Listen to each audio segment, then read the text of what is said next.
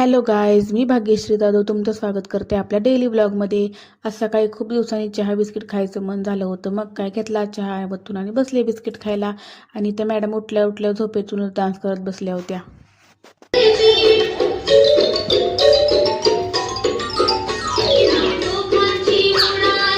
तिचं सगळं आवरलं आणि तिला इथे टोमॅटो खायला दिले होते. ती बसली होती टोमॅटो खात. तिला टोमॅटो खायला खूप आवडतात. ती इथे खात बसली होती म्हणून म्हटलं आपण स्वयंपाकाला लावूया. आणि आज बनवणार होते मी डाळ पालक, जे की मला आणि त्यांच्या नित्याच्या पप्पाला खूप आवडतात. तसं खायला सुद्धा छान लागतं बरं का डाळ पालक, चपाती किंवा भाकरीसोबत. मग इथे पटकन अशी भाजी चिरून धुवून घेतली आणि इथे मी मसूरची, तुरीची आणि मुगाची डाळ वापरली होती. तुम्ही तुमच्या आवडीप्रमाणे डाळ वापरू शकता.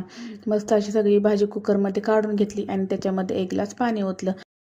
नंतर त्याच्यामध्ये थोडीशी हळद आणि थोडंसं मीठ घातलं आणि भरपूर सारे शेंगदाणे घातले. शेंगदाणे भरपूर घातले ना की टेस्ट सुद्धा छान लागते. नंतर कुकर लावून घेतला आणि ते मी लगेच कणिक मळून घेतली. कुकर आपला थंड होईपर्यंत इथं मला फोडणीसाठी लागणारं साहित्य मी सगळं कट करून घेतले.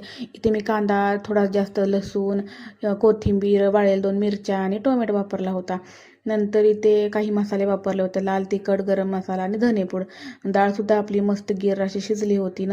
नंतर इथे तेलामध्ये मी जिरं, लसूण आणि वाळलेल्या मिरच्या टाकून, कांदा टाकून मस्त असं फ्राय करून घेतलं.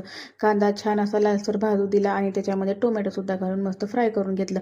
नंतर घालून घेतले आपले सगळे मसाले आणि वास तर इतका छान सुटला होता ना मसाल्यांचा की खूप छान वाटत होतं. नंतर मग आपली शिजलेली डाळ अशी त्याच्यामध्ये ओतून दिली. इथं तडक्या पॅनमध्ये थोडंसं तूप वापरलं होतं आणि तुपामध्ये मस्त लसूण आणि लाल तिखट घालून भाजीला तडका मारून दिला आणि थोडीशी वरून कोथिंबीर घातली. तुम्ही ही भाजी नक्की ट्राय करा आणि कमेंटमध्ये मला नक्की सांगा की कशी झाली होती. नंतर इथे लगेच मी चपात्या बनवून घेतल्या आणि किचन कट्टाही सगळा मस्त आवरून घेतला. भेटूया नेक्स्ट ब्लॉगमध्ये. तोपर्यंत बाय.